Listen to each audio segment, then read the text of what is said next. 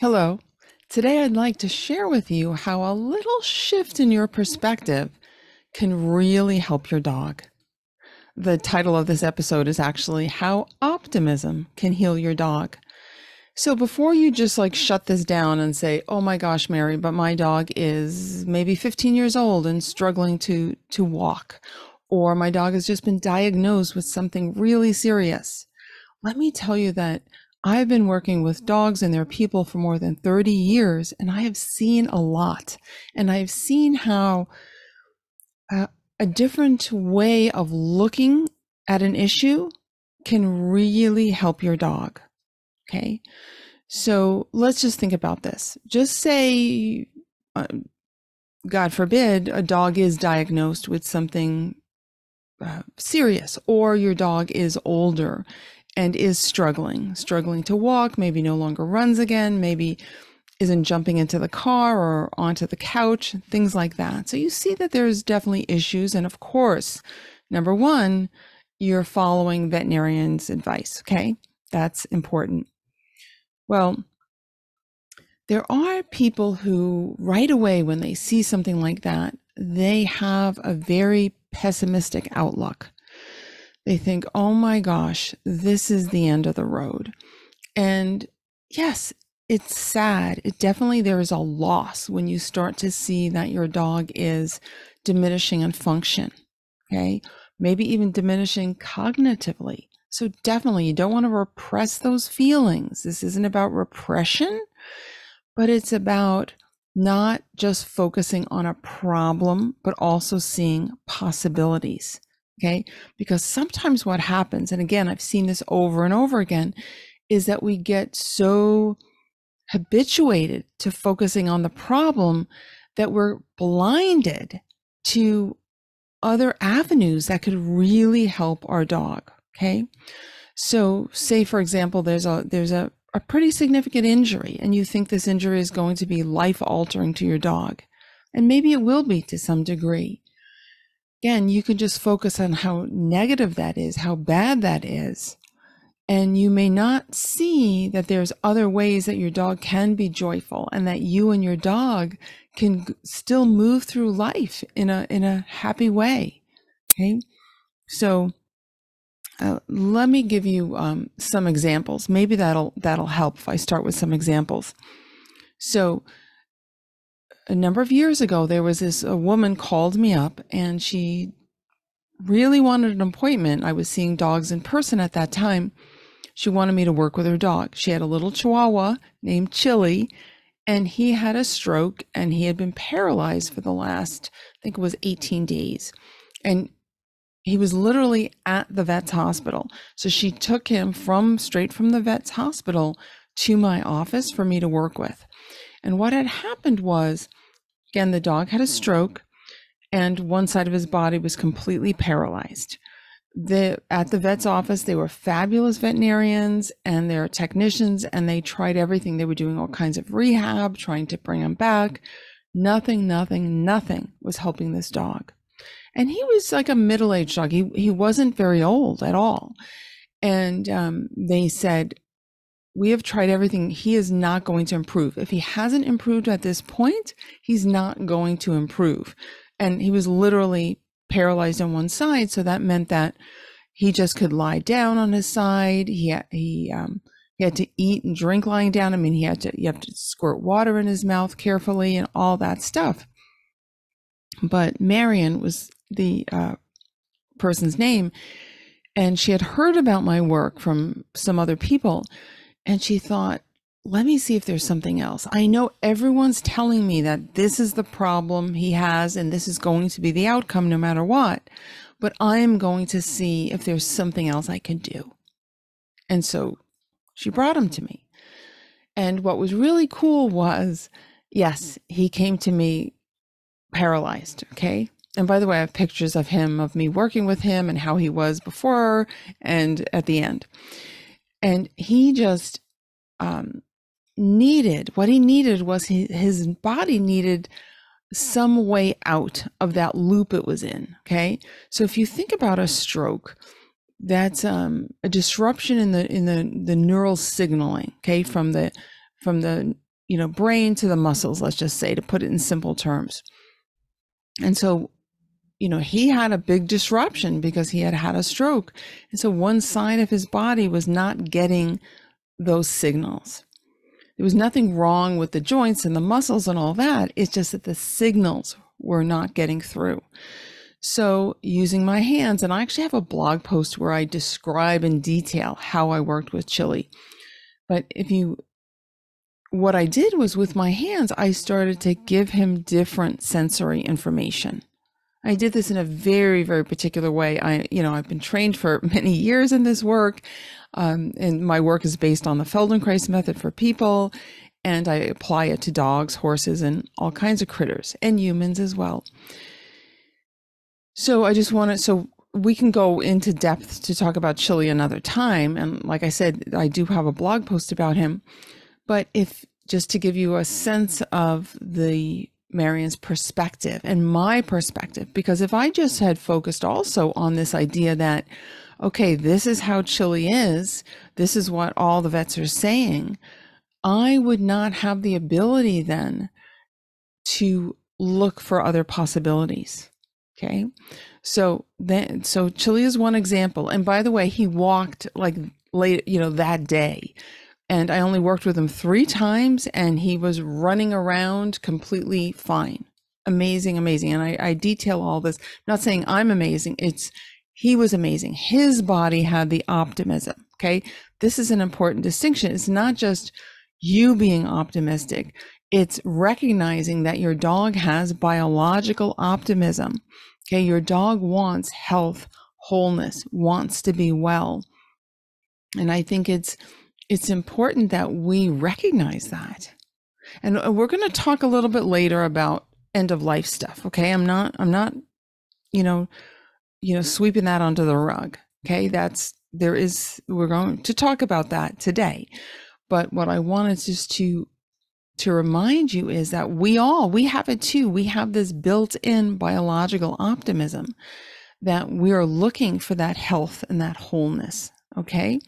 So all we have to do, I shouldn't say all, like as if it's super simple, because it's not necessarily, but what we want to think about is tapping into that, is us being able to make that connection from my biological optimism to the dog's biological optimism, and creating that connection, that heartfelt connection. It comes from the heart, it comes from our nervous system.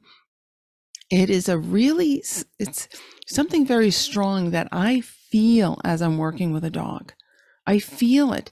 And what's really cool is since the pandemic, I've been working, and I actually did some of this even before because I had, clients all over the world, but I'm working online with people and helping them, use their hands to help their dogs and horses, etc. And what's really cool is even across thousands of miles, over the internet, I can still have that sense that we're connected, that I'm connected with that human and her dog. And there's something I really feel deep inside. And it's this idea that I know that there's an optimism there, that there's an innate optimism in that dog, in that human, in myself.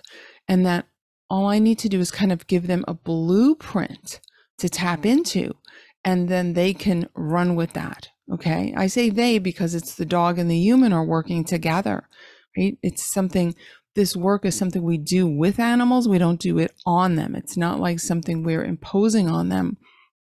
It's a way of connecting at a very deep level and then providing new sensory information so their bodies then, their nervous system, can then use that to help them heal.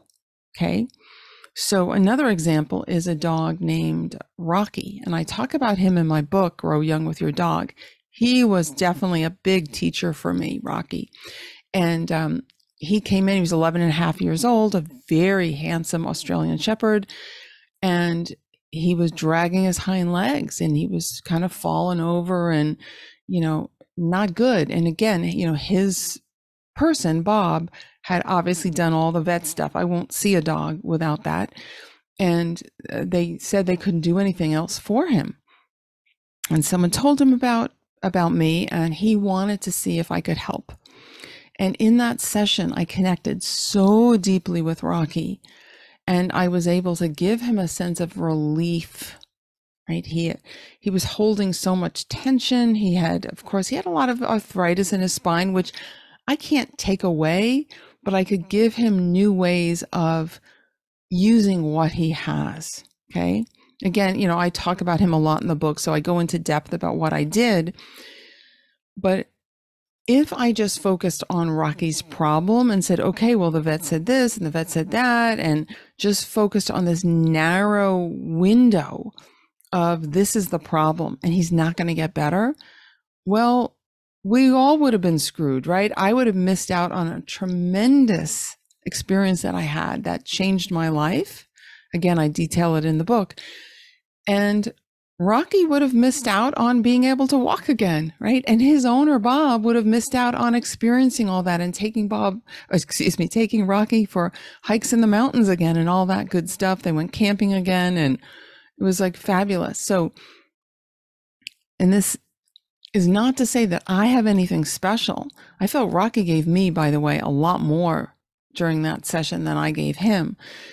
But nonetheless, we connected, and I was able to have that sense. I had this strong sense of optimism, of new possibilities for Rocky. Okay. So that was really, really important. Another dog was Jackson. So Jackson came to me. He was only 3 years old. He was diagnosed with carpal arthritis. So that's arthritis in the wrist.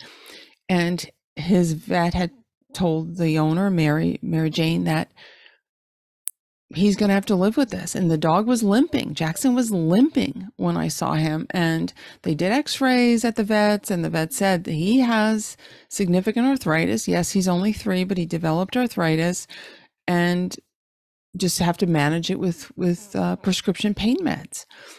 And she wasn't ready to do that. And again, someone had told her about me, and I helped Jackson, who's also in my book, move in a way that the arthritis was no longer a problem. I'm sure his x-rays would have looked the same, at least right away. Maybe over time they would have changed and gotten better.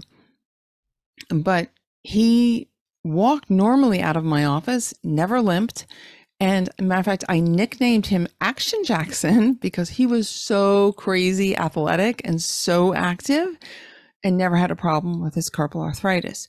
So again, in his case, Mary Jane was optimistic. She chose to look at other possibilities. Therefore, we were able to give Jackson other avenues, other possibilities. Okay? This is important. We were able to tap into Jackson's own sense of optimism. And I don't just mean optimism like, oh, is the food coming now? Yay, I'm so excited. There's going to be treats. I know it. We love that optimism in our dogs, right? But I'm talking about something even deeper. Something even deeper that it's just this, whether, even if you think my dog isn't optimistic, she's afraid of everything or something like that, they still have that innate biological optimism that wants them to be healthy and whole and well and to feel good. So if you learn to tap into that and feel it in yourself, you can really help your dog that way. Okay. So, another example is this dog, Zoe. Again, a young dog. She was only 3. She had an FHO surgery. So that's when they have to remove the top of the femur, the head of the femur. And she was a smallish dog, and dogs like that usually recover really well. But despite going to canine rehab, things like that, she wasn't getting better. She would not use the leg. And she was doing swim therapy, she was doing all kinds of things, but she would not use the leg. And the surgeon was at a loss. The surgeon's like, you're doing all the right things. I don't know. Well, her person happened to come to a presentation I was giving. And so she went out and got my book, and she did it's actually the very first exercise, connected breathing. She did that with her dog, and it was like magic. Dog got up and started using her leg normally. But what her person did, whose name is Natalie, what Natalie did was she tapped into that sense of new possibilities. Instead of saying like, oh, well, I guess she's never going to recover, she thought, no, there could be other avenues we can explore. Let me see how doing this gentle exercise, that's kind of like a reset for the nervous system. By the way, it was connected breathing, which if you sign up for my masterclass, it's totally free. You'll learn about that. So if you go to marydebono.com/dog, you'll get 3 videos and you'll actually learn all about that. But that's what she did. So she learned it from my book, but I also give it to you in this free masterclass series. And amazing how much it helped her dog, right? It was like a reset for the dog's nervous system. Again, she tapped into her dog's biological optimism, and she was optimistic. She's like, I'm not giving up. I'm going to just see if there's something else we can do. Another dog, Juliet, owned, who's, I should say, loved by my friend Vicky. Juliet was a wonderful dog, and she was diagnosed with what they said was severe hip dysplasia. But despite that, Juliet was able to, without being on pain meds or anything, compete in agility and other canine sports. She was amazing, very active dog. She was like a border collie, Aussie mix. And Vicky, again, she's a very optimistic person, Vicky. And she thought, well, I'm not going to just say, well, she has this arthritis. I'm going to just like shut down her life. Let's see how we can do, how we can help her.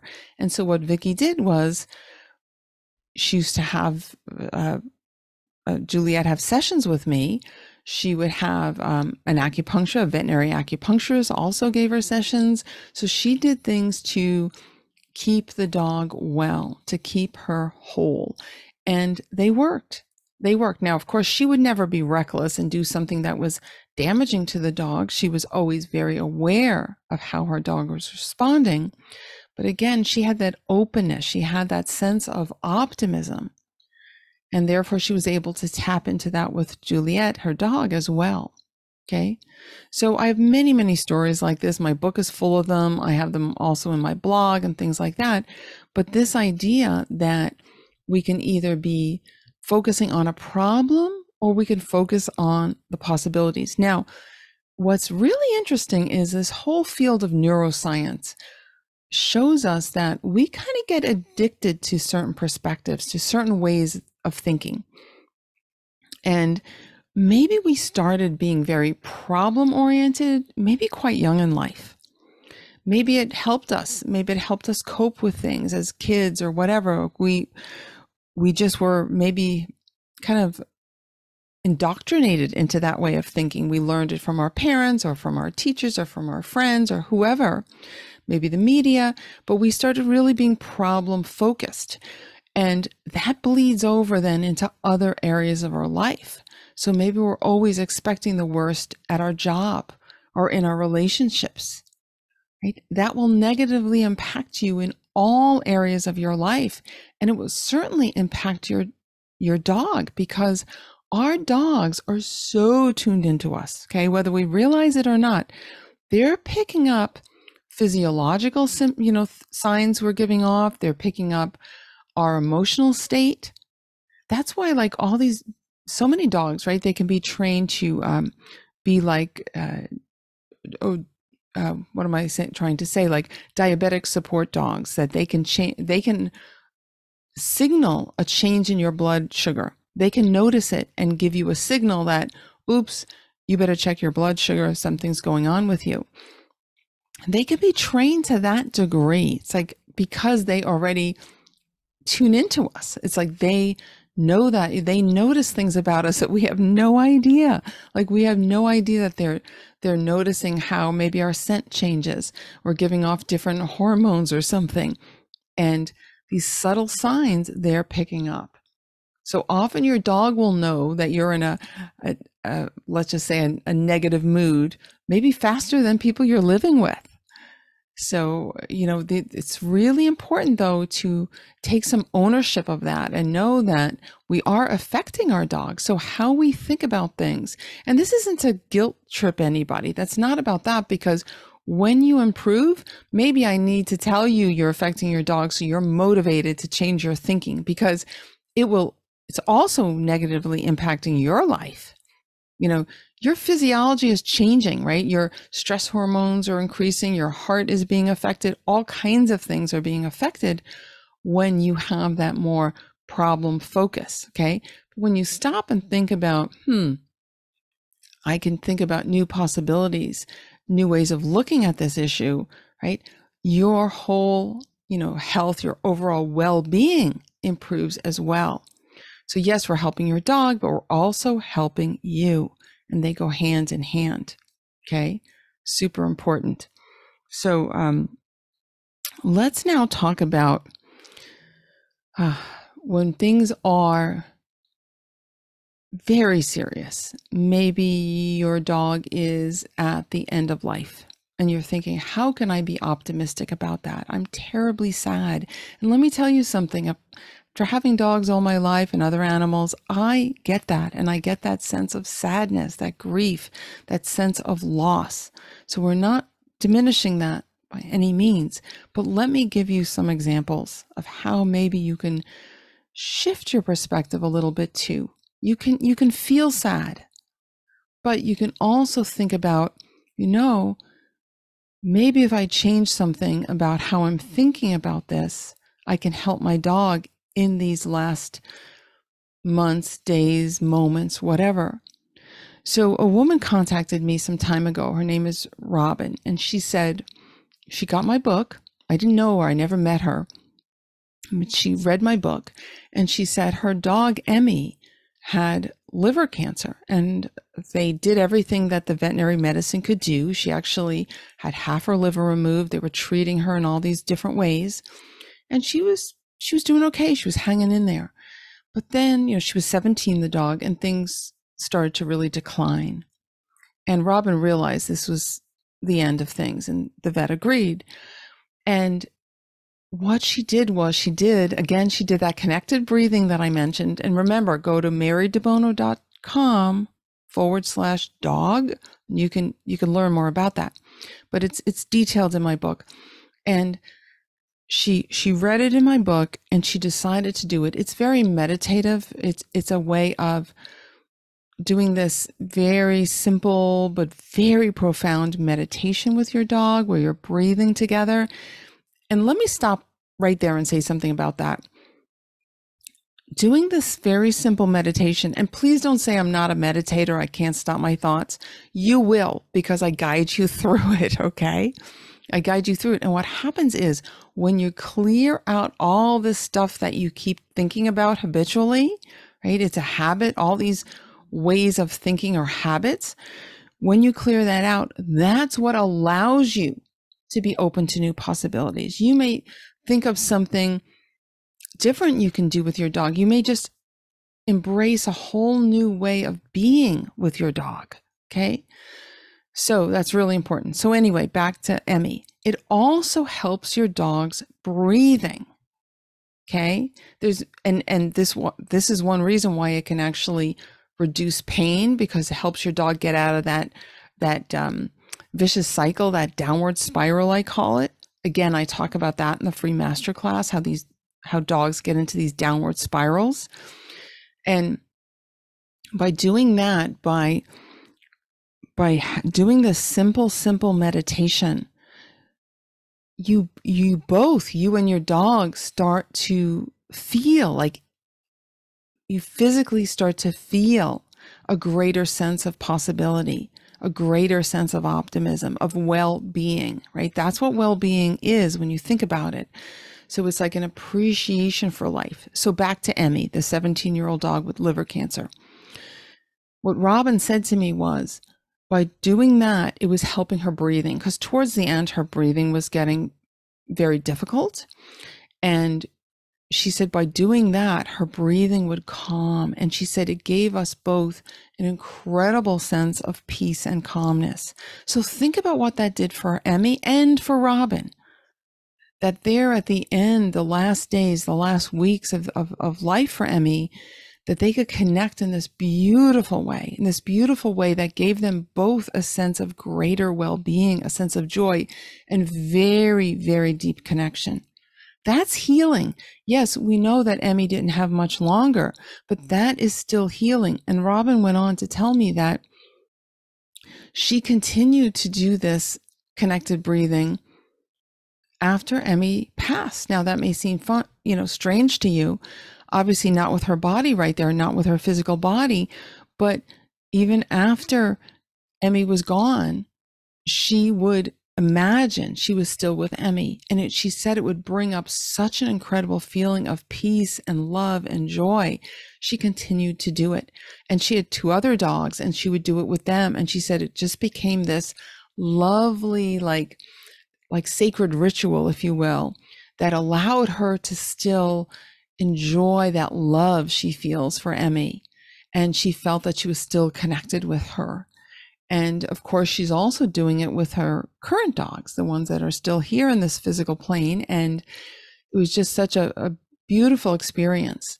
So this is what I'm talking about with this sense of optimism, of new channel, like new possibilities, is that, yes, that's sad. And you could focus on the sadness. And of course, Robin cried and all the things, and felt that sadness of losing Emmy, but she was able to also appreciate her, to remember the love and the appreciation she has for her. And again, I've seen this over and over. I've helped a lot of clients. I've coached them through this, because having, a serious illness or being at end of life, there is a sadness there. So even if an illness is not terminal, but it's something that's life altering, there's definitely a sense of sadness, a sense of loss that can happen. And we don't want to just, ignore that or push that down. But if you think about other ways of connecting, other ways of enjoying life, right? And it could be even something like, maybe there's a behavioral issue that your dog is never going to be the type of dog that you can take to a dog beach or take, to crowded places, right? You have to think, okay, maybe you have a sense of loss about that, but you start to be open to new possibilities. You start to have a sense of optimism. Maybe there's a different training we can do that will be fun, that will be, maybe your dog will or will not be comfortable in very crowded places after the training, but maybe it's just a fun activity you do together. Maybe you want to focus on, nose work or something like that. Like, there's so many things we can be open to. Okay. So, again, this is a learned response, right? How we focus is a learned response. So our thoughts become so habitual. So many of them, by the way, are unconscious. So you might be unconsciously problem focused versus possibility focused, but you can consciously choose to rewire yourself, to adopt a new way of thinking, to embrace a new way of thinking, to embrace more optimism, to bring that innate optimism out. And again, this will help your dog immensely. Okay. So I hope that was helpful for you. Let me know. I would love to hear from you. You can email me at mary@marydebono.com. Let me know your experiences. Let me know also if you have a topic you'd like me to talk about. I'd be happy to do that. And don't forget, go grab that free masterclass. You'll learn more about connected breathing and other cool stuff as well, and help your dog get out of these downward spirals that they can often get into. So here's to a wonderful day for you and your dog, and for greater and greater optimism, which, by the way, leads to a feeling of youthfulness and more possibilities. So thank you so much for being here. I so appreciate it, and I can't wait to talk to you again.